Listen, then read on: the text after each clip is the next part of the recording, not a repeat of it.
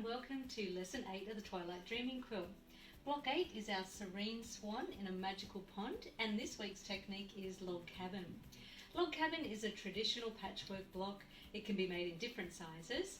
We're using 1-inch wide strips to make mini log cabins, which we're then going to cut into circles and use for our abstract water lily flower.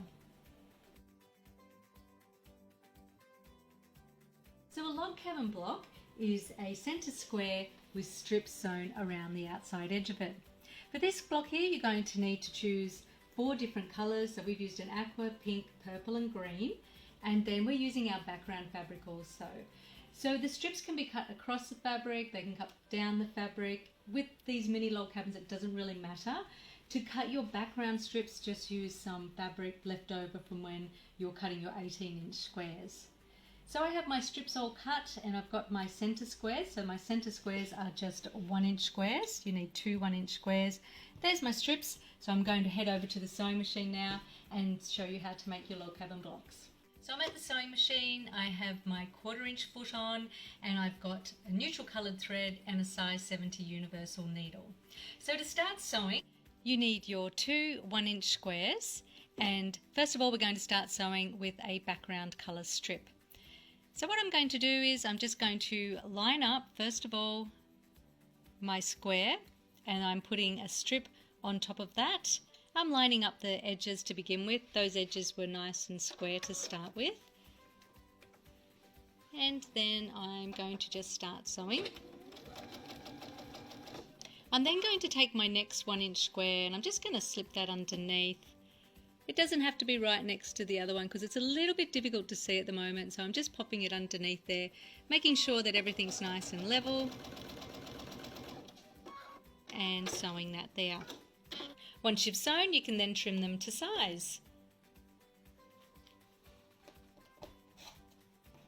And then I'm just going to trim this one here on the side that feels natural for me to cut, and then I'll just spin that around and trim the other side there.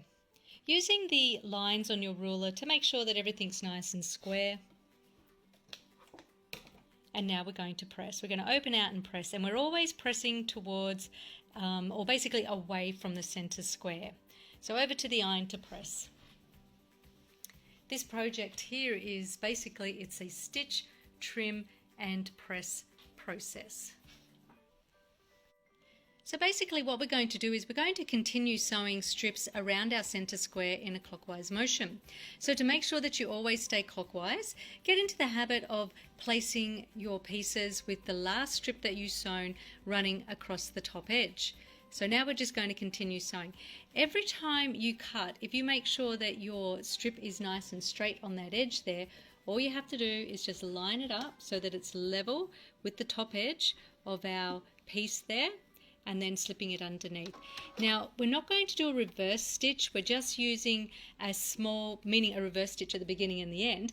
We're going to use a small stitch length of 2 because that is not going to come undone, hopefully. So first of all I'm just going to sew my first 2.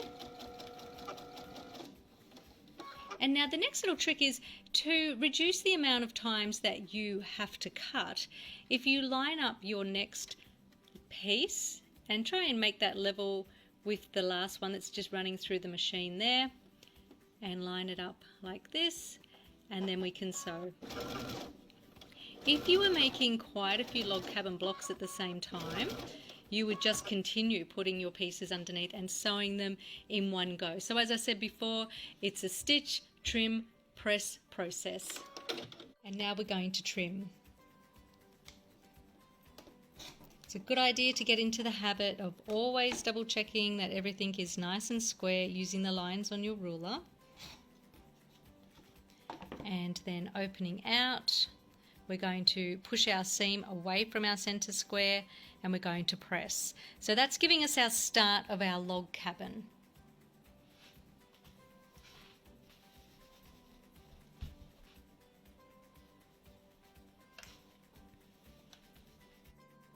And once again, making sure that the last strip that we have sewn is running across the top edge, and then we're going to take our next strip. We're working on the colours now, so we do 2 background and then we do 2 colours. So lining that up nice and level at the top. You don't always have to have it level if you don't want to. Like, you might be okay with trimming that up at the top edge there. I like to try and keep mine together and nice and straight. Just minimises the amount of times that I have to trim the fabric.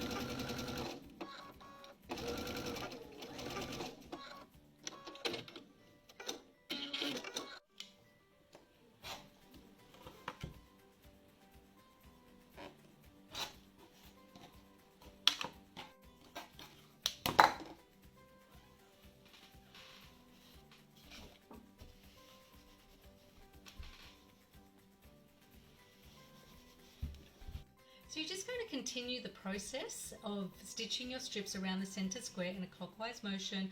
Always make sure that the last strip that you have sewn is sitting along the top edge, and you're going to sew 2 colours, 2 background fabric, 2 colours, 2 background fabric, and just continuing on like that, sewing around your centre square.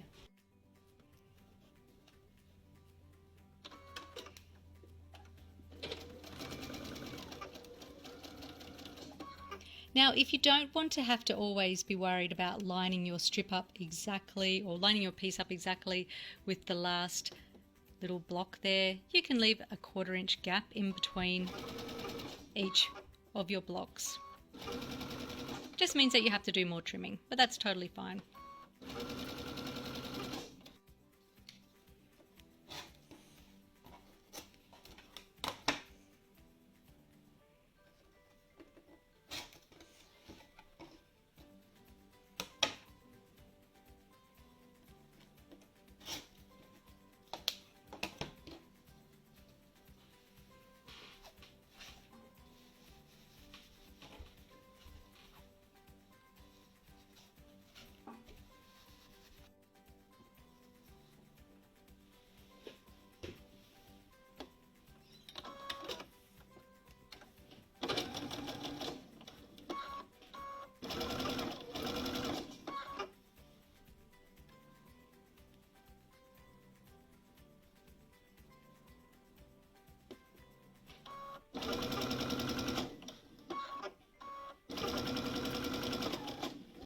There's always more than one way to do something. Some people prefer to press their strips out before they trim.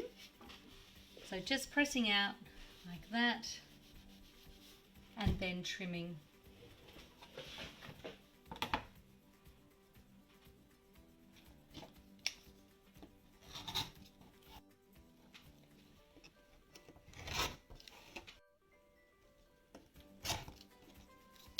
So you can see it's starting to come together now. So once again, making sure that the last strip that you sewed is running across the top, and I've just sewn a black, so on my background, so I'm now onto another background strip again.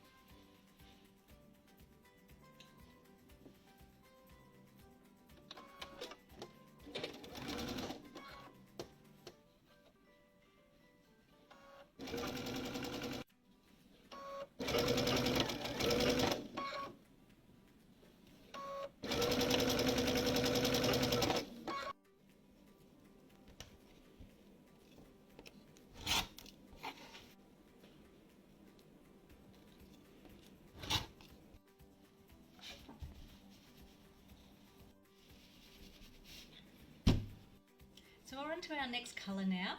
Some people even like to cut their strips to the correct length before they sew them. So it's all about finding what works best for you.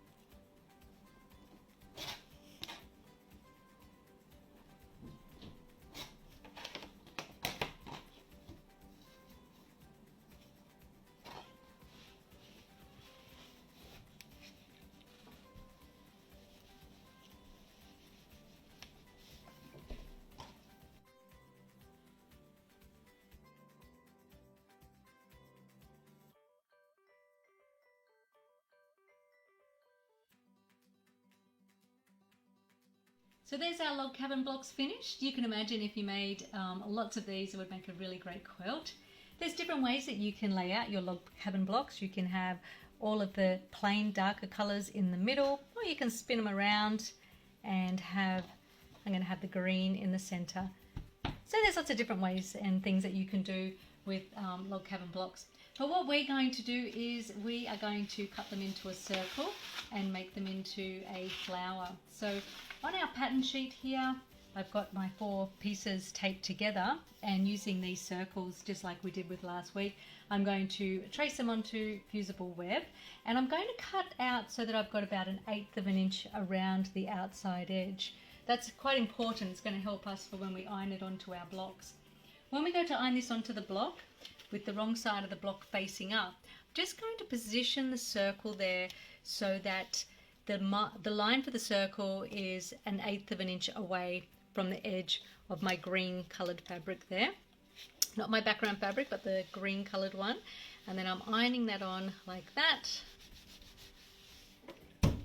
And then I'm going to cut it out, and it's kind of going to change completely. No longer having a square, but we're going to have our abstract water lily. And there we have it. Isn't that lovely? So that's where that's going to get ironed onto our background square. So we're going to have 2 of those ones there. So the best way to approach block 8 is to make your log cabin flowers first of all, and then time to print out the pattern sheets. And just in the same way that we do every week, you're going to cut out your applique pieces, and we're going to trace our design placement onto our background fabric.